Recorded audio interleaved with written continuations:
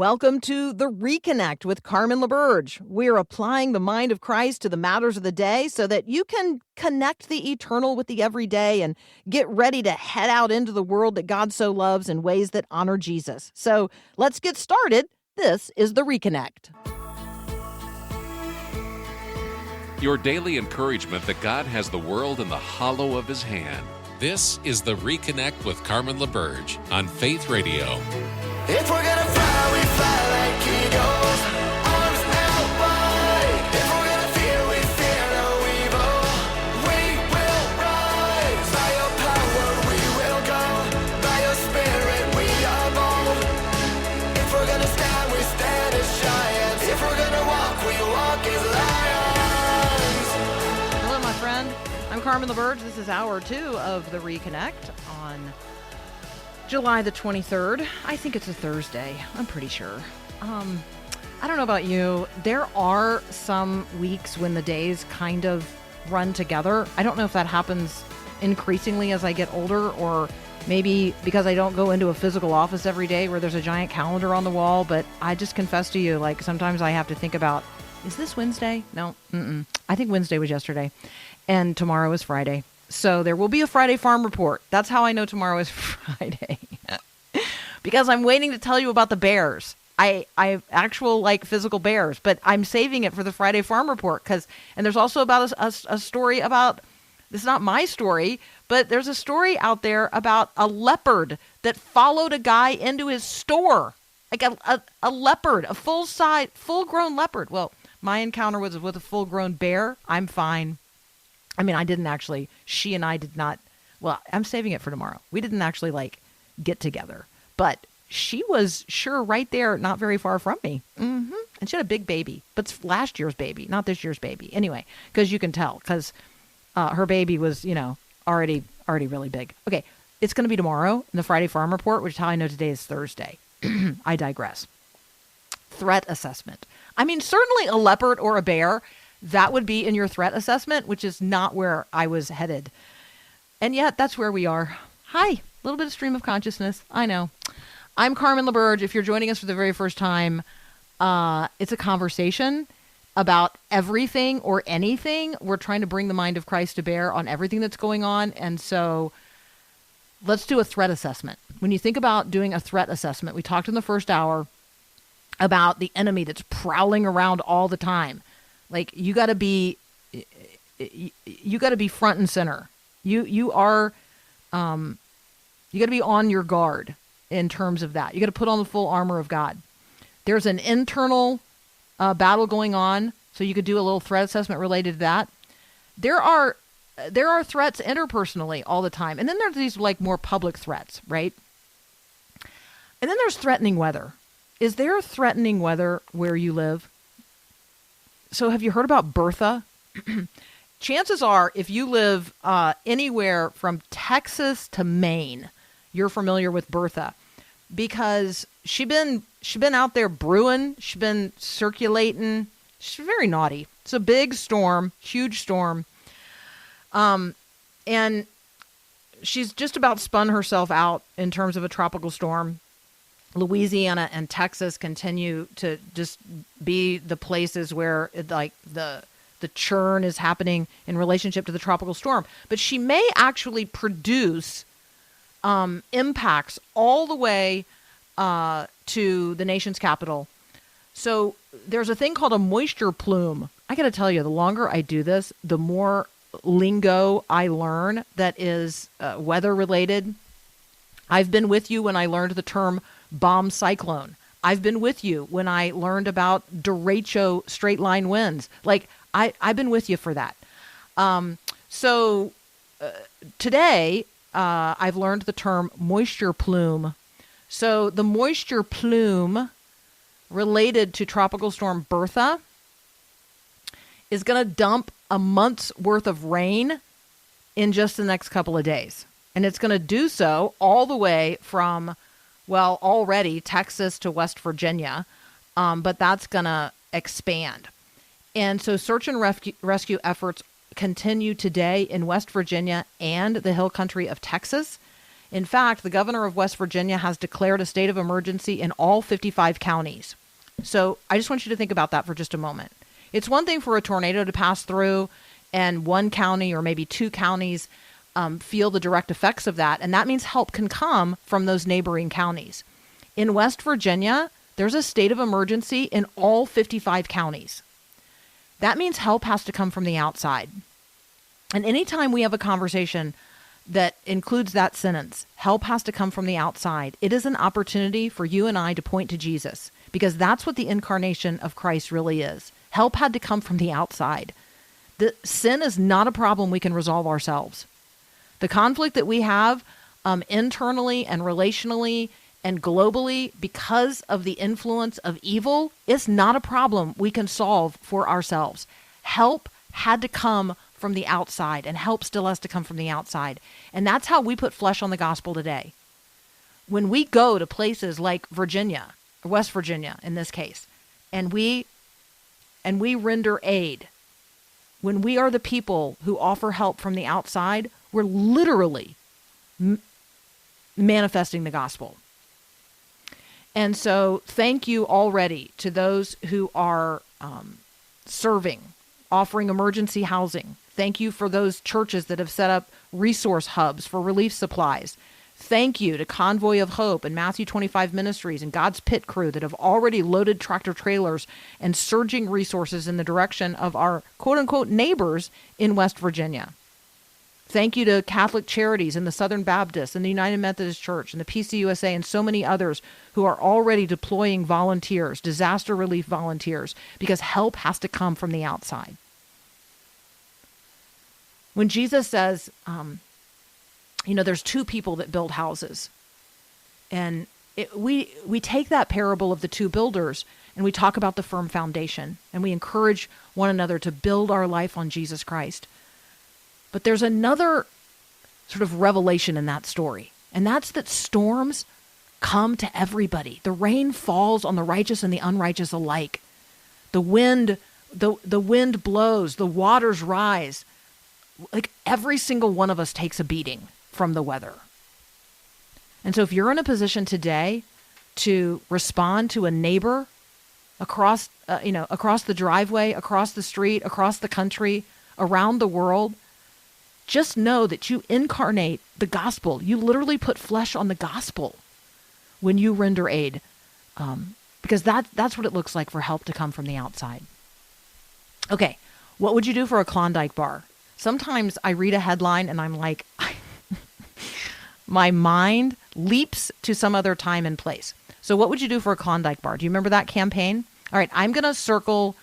I can do this. I can do this one really quickly. So people are engaged in a trend on social media called surveillance selfies. And so they're not doing it for a Klondike bar. They're doing it for likes on social media.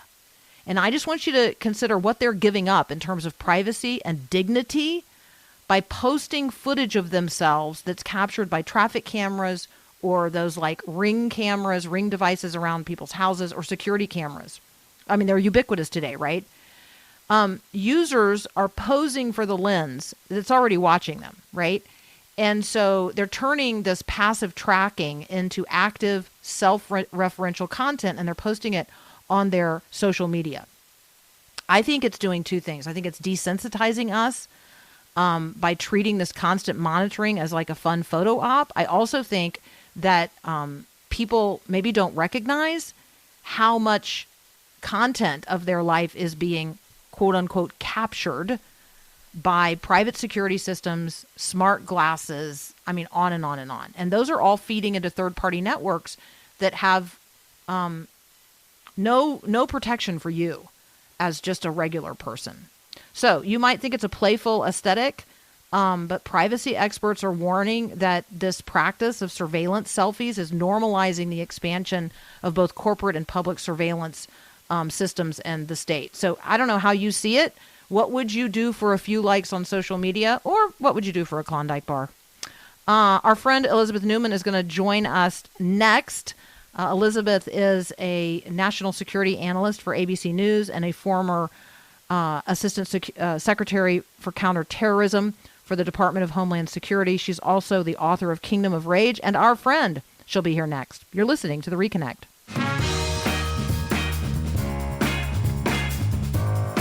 Our friend Elizabeth Neumann is joining us. She's a national security analyst at ABC News. She's a former Assistant Secretary for Counterterrorism with the Department of Homeland Security and author of Kingdom of Rage, The Rise of Christian Extremism and the Path Back to Peace. She's also our friend. Elizabeth, welcome back to The Reconnect. Good morning, Carmen. So you're one of those people that really, I don't care what's on the list of things to talk about. I want to start by asking you, what has your attention today?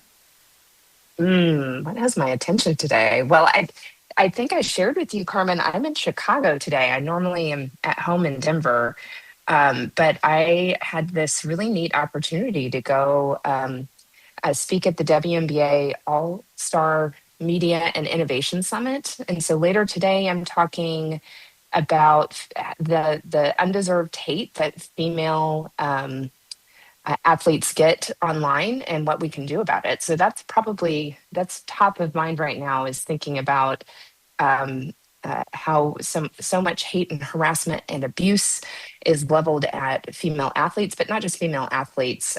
Females in general just disproportionately get way more hate online than men do. That's true for politicians. It's true for celebrities, and I think it's something we need to be talking more about so that we can maybe try to put a stop to it. So now you have me thinking about those Tate brothers. Yes. Right. I'm just saying that, right. I do think that you are one of those people with whom, I could turn and I could say, oh, well, we could have a conversation about Caitlin Clark, and we could have in the way that she has been personally targeted. I'm sure that there are others that you would use as example. But what I love about you, Elizabeth, is that, we're going to get grainy right now and talking about some things, but I appreciate the way that you are living your life as a Christian in a space that is, like most spaces we operate in, largely populated by people operating out of a different worldview, or a more secular worldview, yes, at least. And yet, because Christ has your mind and you apply the mind of Christ to the things that you're working on, you are able to bring you're able to bring clarity and precision and help us see things that we don't necessarily see. And so there's just not anything that I wouldn't like to talk with you about. And so I just wanted to affirm that today. So thanks for being Thank here. you, Carmen. Now, let's talk about the Secretary of State having hosted a summit on political violence. What can you tell us about it? Yeah, so, the State Department frequently will host conferences about different topics. I participated in many when I was serving in government. And this latest one that happened last week was an invitation to our allies and global partners to come and talk about political violence, which I think is a good topic for the State Department to tackle. We certainly in our own country have had a spate of very alarming incidents. Carmen, do you remember last summer we were talking about the horrific attacks in Minnesota with the death of a state legislator and her family there, and then other people had been attacked but survived. That was just so horrific. And then later, of course, Charlie Kirk's assassination and then we can't ignore the fact that Trump has had several attempts on his life, and thankfully has not been killed. But just it's very jarring, I think, for us as Americans to wake up to these headlines and see that the way in which some people think they want to address their anger, their grievance, their political agenda is through violence. And so they were hosting this conference, and I think it's actually a very important topic for us to address, not only as policymakers but also as a country, to reassert violence is not the solution that we use in democracies. We use the vote, we use our passionate persuasion and arguments. We have a number of tools in media to be able to get our voice out, but we don't use violence. That said, I was concerned a bit with the framing of the conference. The conference was picking up on several documents that the Trump administration has put out. They put out a counterterrorism strategy recently. There was a national security presidential memorandum, number 7, that was put out a couple of months ago. And they are taking a particular focus on far left violent extremism. This is their terminology. And are using some of the counterterrorism tools in our toolkit to try to focus on that particular type of extremism. Generally speaking, the federal government tries to stay ideologically agnostic, at least in the domestic context. It's usually the outside think tanks that will use labels like far right and far left. And when I was in government, we did not use those categories. We had different types of categories that we would use. For example, we would talk about anarchist violent extremists, which would fall into the far left category, or white supremacist extremists, which would fall into the far right category. But we tended to shy away from labeling movements based on where they fell on the political spectrum, and tried to just be very clean about describing what the extremist movement's ideology was. There were some takeaways from Secretary Rubio's speech, which I watched. It was a good speech, and I think he made a compelling case that as a counterterrorism community, we have, and rightly, and I talk about this in my book, we've spent 25 years focused on Islamist jihadist extremism. And kind of to the detriment of recognizing domestic violent extremism. That was kind of the case I made in my book. And so I think it's right for us to acknowledge that we have other types of extremism that we need to be able to name and we need to be able to address. And then the speech kind of shifts, and he talks a lot about that historically far left violence that has occurred globally, that has occurred in the United States. And some of the facts that he laid out are very, very accurate. In the 1960s and the 1970s, we did have a lot of far left actors, the Weather Underground being the most infamous, known for planting thousands of bombs in the United States during that time period, which, of course, a bomb going off Carmen, that's very, very scary. But one of the things that Rubio left out of his speech was the fact that none of those bombs killed anybody except for Weather Underground people. They didn't actually have an intent to go out and kill. And that actually is one of the big distinctions between and again, I'm just going to say as academics or counterterrorism practitioners, when we are looking at movements, when we're trying to, say what's different about this group versus that group, one of the major distinctions between those that fall on the far right or Islamist jihadist and far left is that the far right and the Islamist jihadists have an intent to kill people, and the far left tend to not kill people. When killings happen, it is often the result of spillover violence. It wasn't necessarily premeditated. And far left violence tends to be focused on property. So it's not that it's not criminal. It's not that it's not a problem. It's just a different magnitude. The Cato Institute just released updated data in February that covered a 51-year period. So this is 1975 through 2025. And if you take out the two outlier events, Oklahoma City and 9/11, where we saw massive death, if you take those outliers out, what remains is 430 murders over the course of 51 years. And right-wing terrorists account for 45% of that. Islamists are responsible for 32, and left-wing terrorists are responsible for 16. So right-wing is at 45, Islamist at 32, left-wing at 16. So that is, Cato Institute, Carmen, you might know, is a libertarian think tank. They're not far left at all. I trust their analysis. I disagree with some of their assertions. For example, they make the case that since terrorism is so it's a low likelihood event, it really affects so few of us, which is true, that we don't need to invest more resources. I'm a counterterrorism practitioner. I still think we need the resources, but their point is that that the spectrum here, far left is not who kills people. So I would like to see the government calibrate here, and do a better job of recognizing that we have violent extremism coming from a whole host of range of concerning activities. And we should focus more on the behavioral indicators of somebody that might commit an attack as opposed to the ideology. I think that's consistent with the First Amendment. And I would hate for us to focus solely on one type of violence and forget, like, actually the overwhelming majority, 80% of murders are coming from those other two categories. Now, I haven't seen the FBI decide that they're not going to go look for ISIS plots.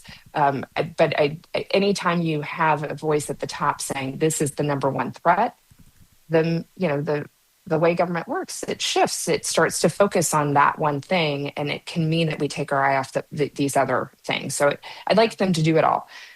That's my critique. We got to take a quick break. We're going to continue our conversation with Elizabeth Neumann. She is a security analyst. I know that there are tons of things that you want to hear us talk about. But if there's something specific, you can hit me up on the text line, 877-933-2484. I'm going to ask her to put her mom hat on next. You're listening to The Reconnect. Just take the first step. Just take the first step. I mean, every journey begins with a first step, right? And if you want to hike to the top of a mountain, or if you just want to, make it around the block, it all starts with a first step. Just take one step, a step out the door. Now, the same holds true in the journey of discipleship with Jesus. A relationship with Jesus actually begins with a first step. Sometimes taking that first step can be really hard, right? Well, if you've got questions about what it means to begin a relationship with Jesus, just take the first step. Text the word faith to 41224. Our friends at the Billy Graham Evangelistic Association are going to hold your hand as you take the first step or the next step in your walk of faith with Jesus. They're going to help you walk with him and talk with him. Take the first step of faith today. Text the word faith to 41224.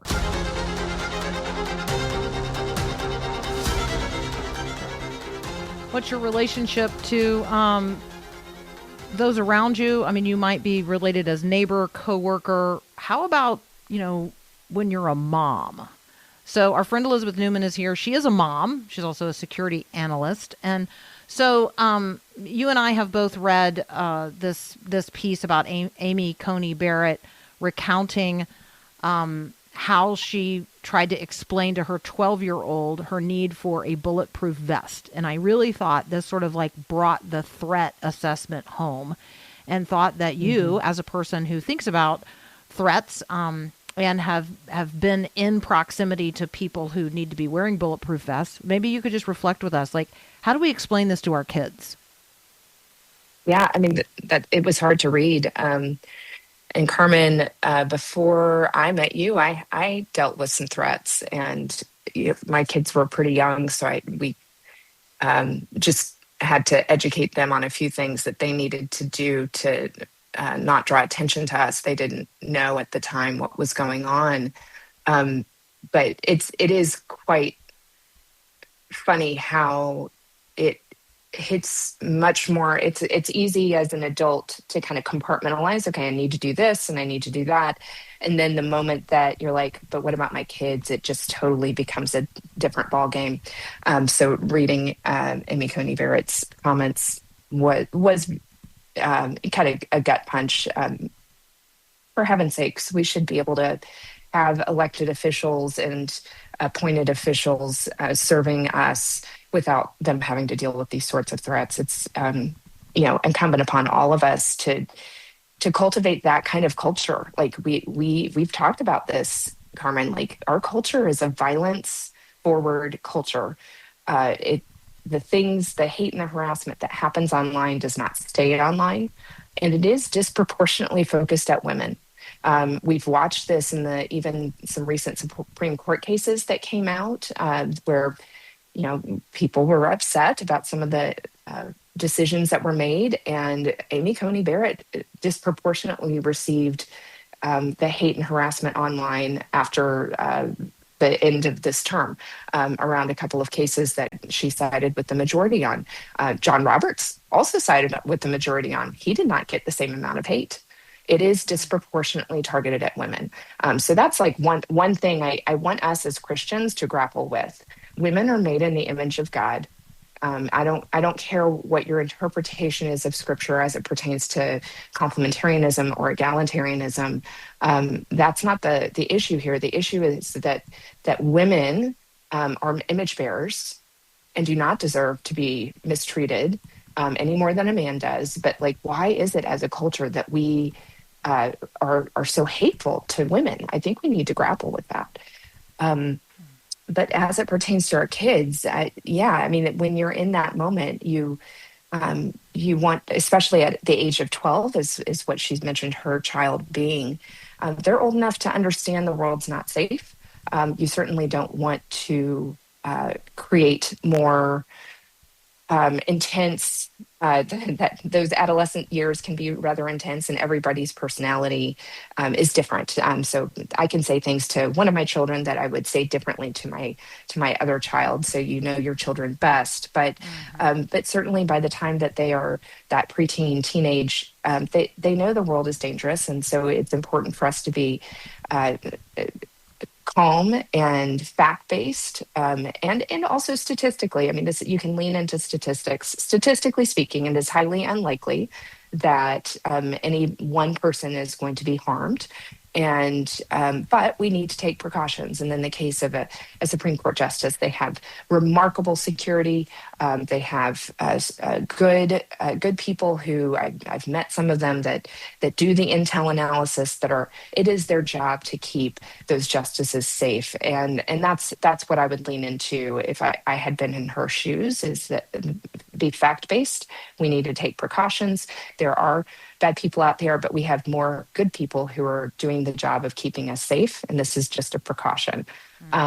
So that, but the broader point, Carmen, I keep coming back to, it's what I'm talking about today here in Chicago.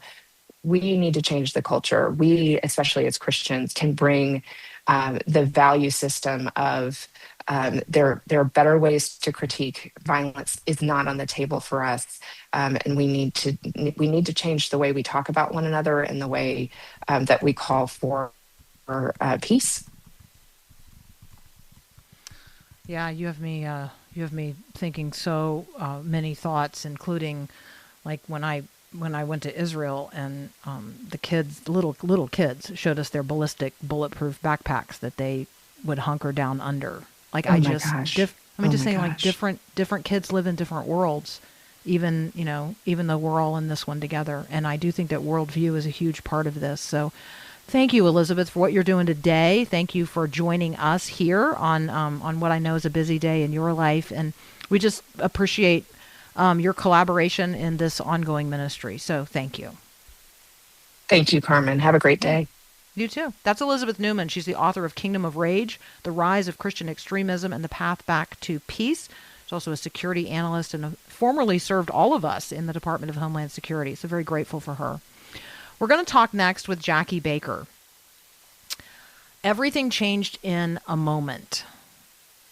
Can you just think about the moment that everything changed in your life? The moment that life as you knew it stopped? Well, for Jackie, that moment came in 2017 when she lost her son, Sebastian, to suicide. In an instant, her life was changed forever. And she now walks alongside other moms affected by their child's suicide. So we're going to talk next about loss and faith and grief and perseverance and, yes, hope. Jackie Baker joins us next with Messy Morning. You're listening to The Reconnect.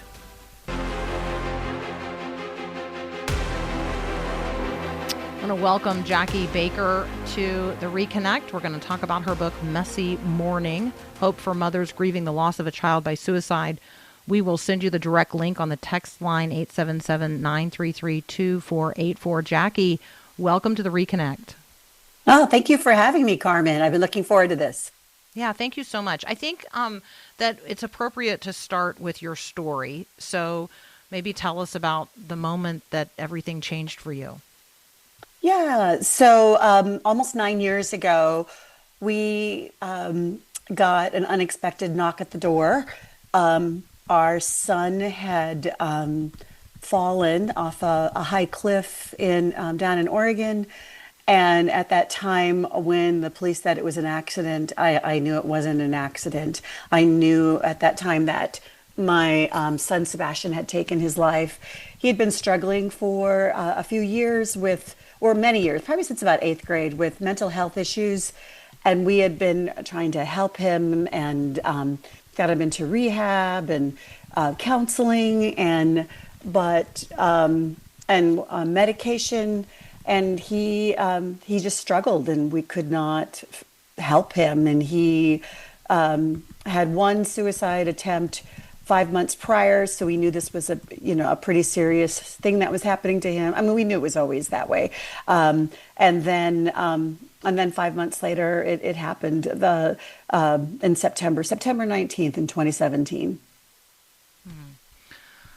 Well, let me start by saying how sorry I am, and then how grateful I am that you're willing to use what has been a part of your journey to now come alongside and help others. I mean, I really feel like that's the central focus that you bring, is helping moms find renewed hope and even meaning, even though you don't ever get answers. Like we're not, Right. we don't get answers. So talk with us about anchoring hope in Christ and in his final victory when our immediate and earthly circumstances feel completely shattered.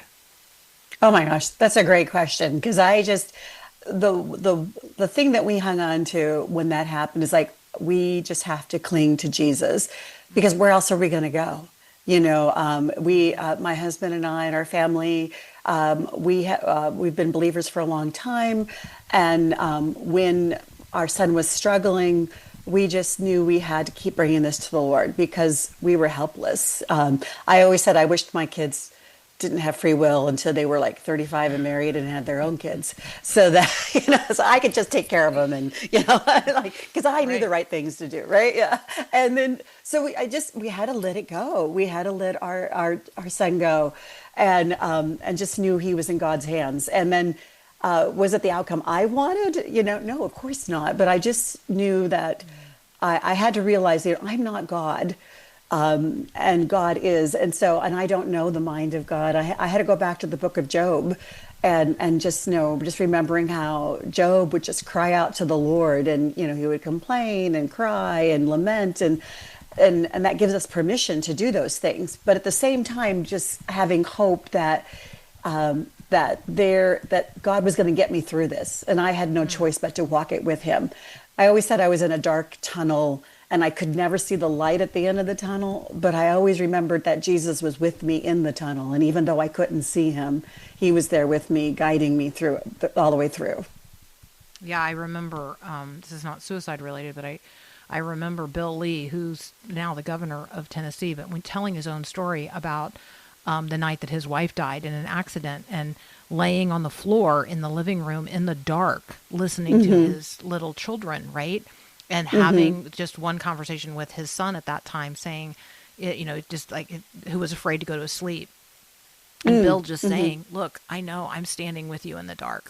It's like standing in the woods in the dark, but your dad's here with you. And then Bill shares, just in terms of his own story, recognizing that, over his shoulder, Jesus is whispering to him, you're not alone in the dark either. Like I'm right here, right? Your daddy's here. Like I gotcha. So I do think that there are, this testimony that you bring forward out of your own lived experience, out of your own experience of grief. I am grateful that Job is in the Bible, and I am grateful that Messy Mourning is now available to provide hope for people grieving right now. And so if you're listening, we're talking with Jackie Baker. The book is Messy Mourning. That has a U in the middle of it, that kind of mourning. Hope for mothers grieving the loss of a child by suicide. Let us send you the direct link on the text line, 877-933-2484. I don't want anybody to imagine that you are offering up some sort of rushing toward the positive, polished testimony. Talk with us about that pressure, though. Like, did you experience like pressure to appear like you were fine, or were you really allowed to embrace the messiness of grief? I think both, I think it really was both. Of course, I think as moms, we're supposed to have it all together. I just think, in our culture. And I realized, and our culture has a lot of way of rushing things. Like you're supposed to be like one and done. So after year one, you should be done, right? Why are you crying? Why are you upset? And I realized like, wow, this is not an easy process. This is not something that goes away in just 1 year, or, I always call it like we live in a microwave generation, or even faster now, the AI generation, like instantaneous. And it's not, it's a long process. And the research I did like on suicide grieving it's even longer. It tends to be like 5 to 7 years after such a traumatic loss, or any traumatic loss that's unexpected, not planned. And so I realized by about year 2 or 3, it's like, oh, this isn't going to go away as fast as I wanted it. I just need to embrace it. And I used to call it my season of crying. And so, and people were just like, you're still crying. I'm like, yeah, because, this is hard. I miss my boy. I miss what happened. But over the years, though, by year 7, I went through this. I called it my Sabbath year, the year of Jubilee. It was like year 7. All of a sudden, it was like, I feel okay again. Or, it was okay again in a new way. It was almost like my joy had come back. I wasn't just going through the motions like I normally had. A lot of the things that I love to do, I wasn't just doing it rotely. I was doing it because I loved doing it again. So it takes a lot longer, and we need to give ourselves permission. And I think we need to educate people that this is not something that is quick. And if I am sad, there's a reason why. And I think we just need to walk alongside people in their sadness and their happiness, and just know that the two can be together at the same time. Yeah, absolutely.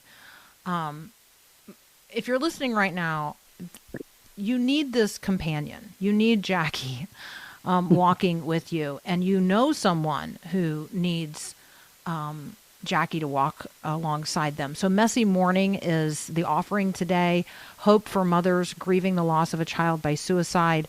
I would say that if you are a Christian who knows somebody that has lost a child in this way, avail yourself of this resource, because it will help you to better understand your neighbor, your friend, your colleague.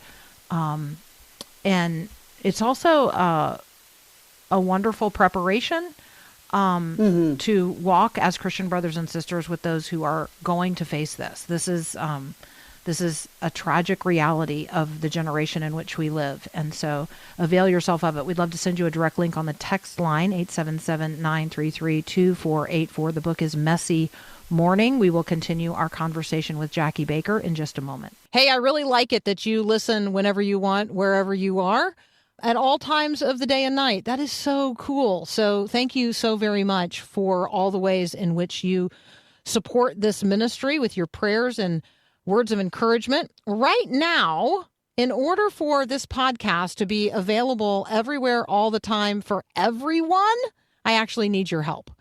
Could you support this podcast right now so that more people in more places at every hour of every day could hear about Jesus and grow in their relationship with him? Click the link in the show notes or give now at myfaithradio.com. And thank you so much again for listening to this podcast.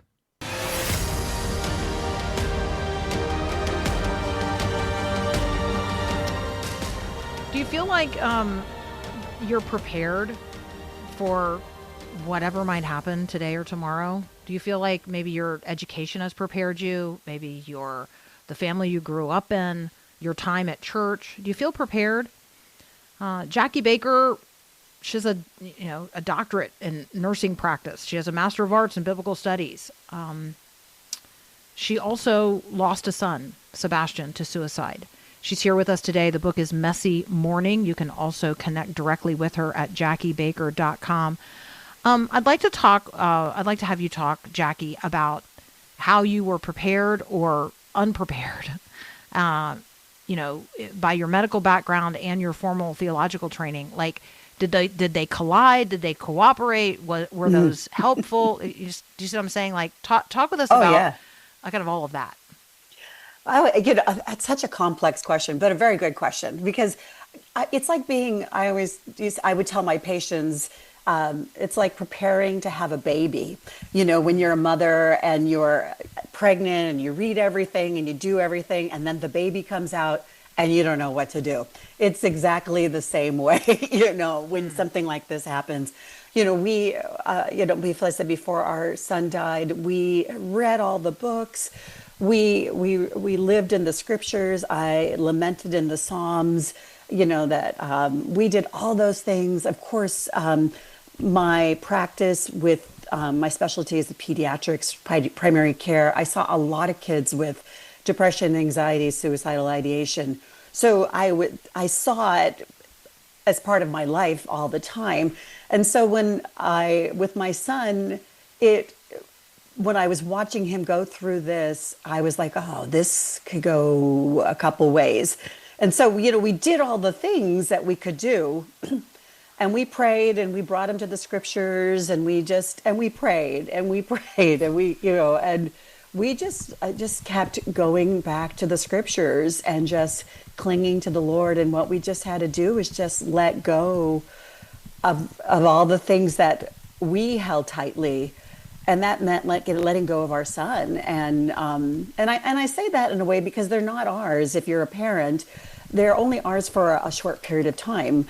And we can do everything we can to protect them, but we have to release them and let them go. And the scripture talks about that when a husband and wife get together, you leave your family and you cling, you're combined, joined with your spouse.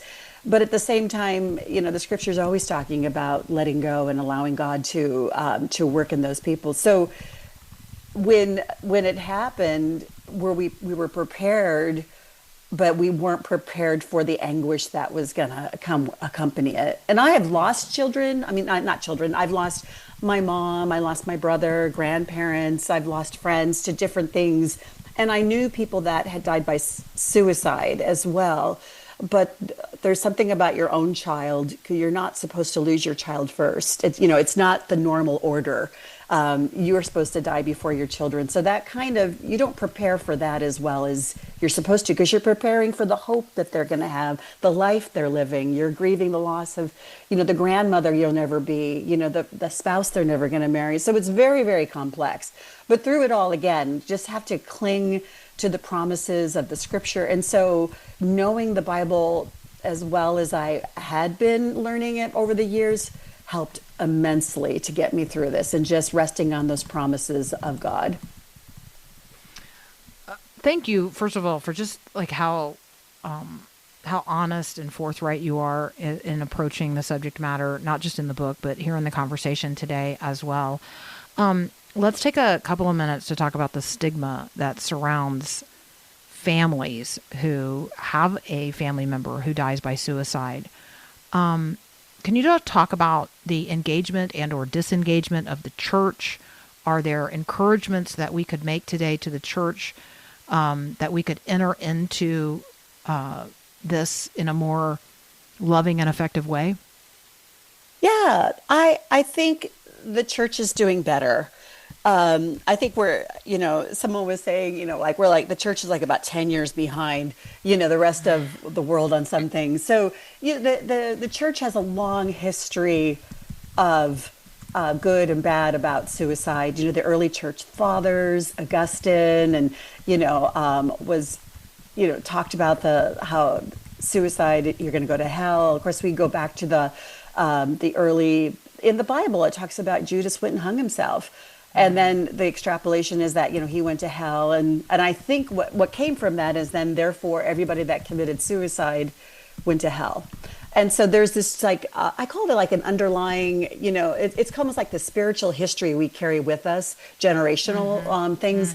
And then the early church also treated those people, the people that died by suicide, they pretended it didn't happen. They were buried in different burial places. They weren't allowed to be buried in the church or on church property. The parents were ostracized and it was blamed for them, either overtly or covertly. And I think this is carried on even into the present day. And it's interesting because I wrote a chapter and it's called When Suicide Comes to Church. And it's not so much people blatantly say things, but I just think there's this history and a lack of understanding that of what suicide is. We have the historical, background on suicide, and it's always in the media, in the movies, it's always looked upon as, it's always in horror films or, always, it's just not, it's not dealt with compassion a lot of times. It's more shame and guilt. And so our church was so wonderful when our son died. They just, we told our pastor we wanted to talk about what had happened. We didn't want to hide this. We wanted to talk about the hope of the gospel, even that there's nothing that can separate us from the love of God. And so I've spent the last 9 years doing more educating and, trying to rebuff a lot of the myths. I've been just doing a lot of research about it. And I think we just need to have more compassion for people that suicide is not something that somebody does with the intent to hurt somebody else or because it's selfish. You hear that a lot. It's because there's so much pain inside and they just don't see any other option. And we just don't know the mind of the person who's suffering through that. It's easy to say platitudes, but unless you're walking in those shoes, you just need to be praying for them and providing love and compassion. And I think as a church, we can walk alongside these people in a much better way by just keeping our mouths shut and just being physically present and praying for them. Yeah. Mm-hmm. Yeah. Again, a lesson learned negatively from Job's friends. Like, I just think Yes. Yeah.